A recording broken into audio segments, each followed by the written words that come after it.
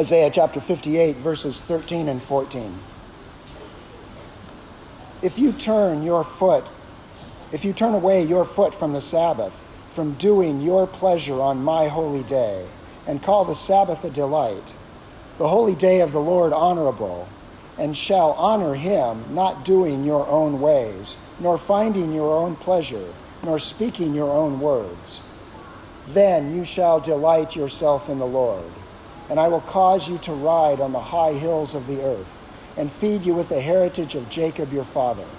The mouth of the Lord has spoken. We've turned to the fourth commandment in our time of confession. And just to remind you, the fourth commandment says, remember the Sabbath day to keep it holy. 6 days you shall labor and do all your work, but the seventh day is a Sabbath to the Lord your God. In it you shall do no work, you, nor your son, nor your daughter, nor your male servant, nor your female servant, nor your cattle, nor the stranger within your gates.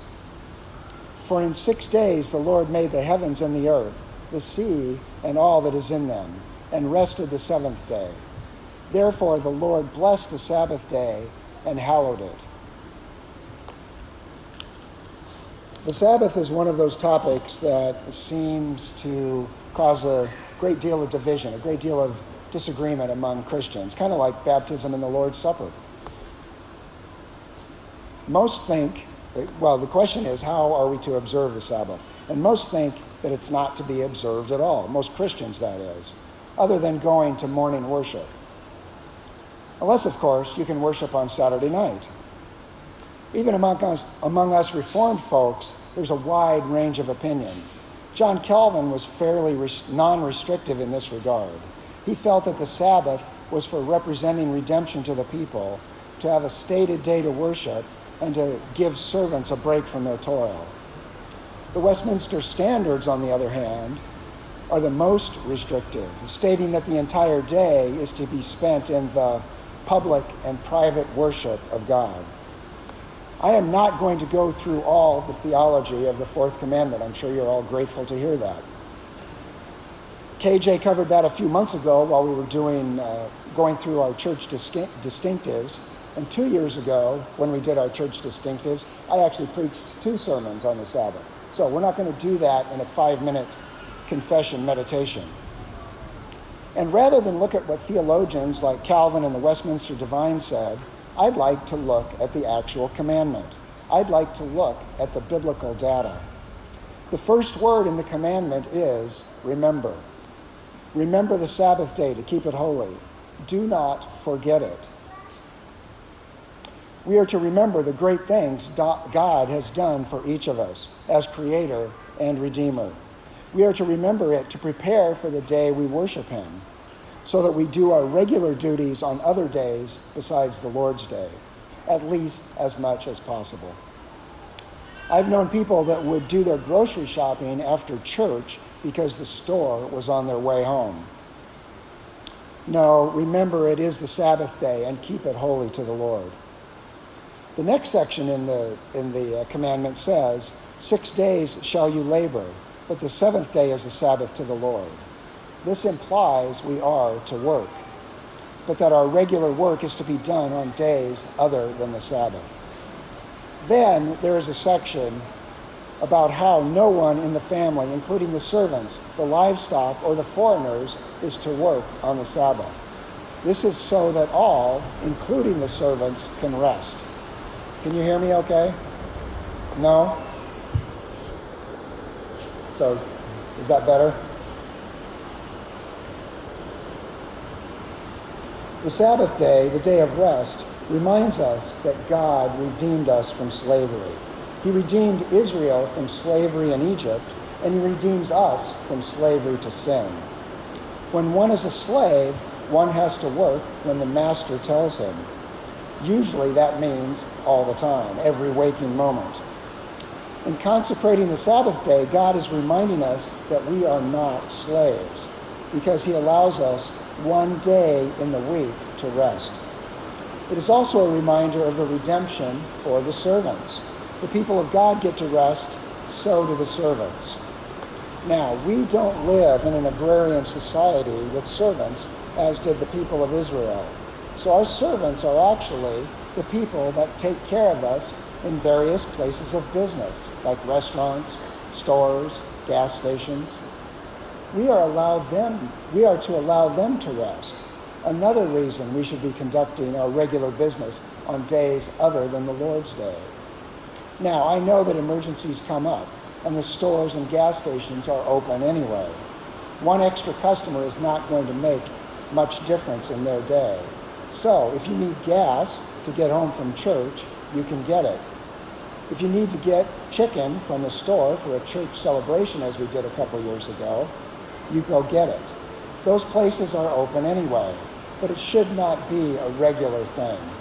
It should not be a regular thing because we want those people who are actually our servants, we want them to remember that God, we want them to remember God and his redemption as well. Finally, the fourth commandment in Exodus tells us that the reason for the Sabbath rest is because God rested after his work of creation. God created the entire universe in 6 days, and then he rested on the seventh. That was to be the pattern for men, his creation, to follow. That is one of the creation ordinances. God ordained creation ordinances before the fall. It's like labor, where we read, "Till the garden and keep it," and marriage, "The two shall come together and become one flesh." As a creation ordinance, like these others, that means the Sabbath rest is binding on all men for all time. There are two ditches that we can easily fall into with regard to the Sabbath.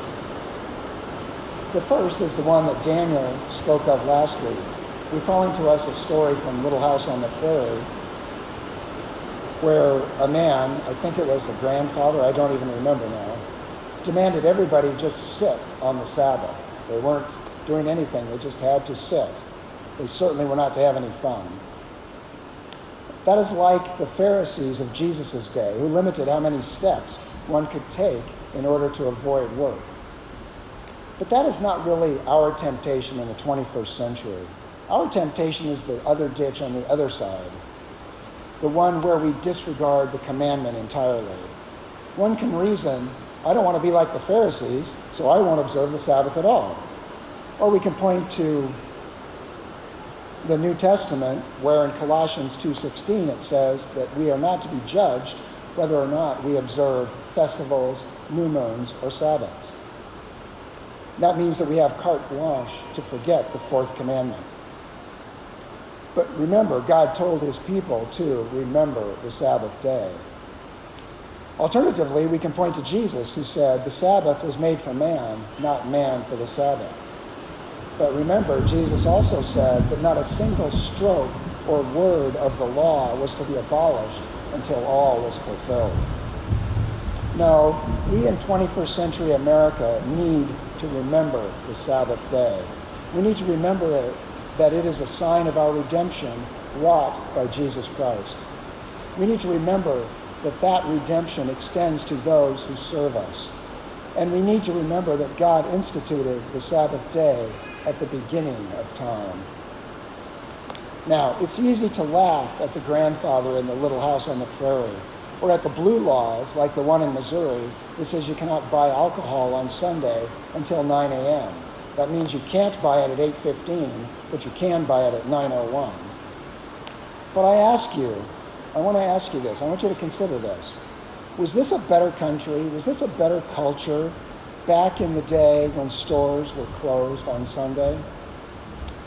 And if you answer that question yes, as I think you must, then I'd also like to ask whether the lack of Sabbath observance has anything to do with the downgrade of our culture. All of this reminds us of our sin, our tendency to forget that the Sabbath day is different from other days, our tendency to forget that those who serve us are to also rest, and our tendency to forget that God rested from his work, and so therefore should we. This reminds us of our sin and our need to confess it before a holy God in order to worship. I invite you to kneel with me, first confessing your own sin privately, then corporately as printed in the bulletin.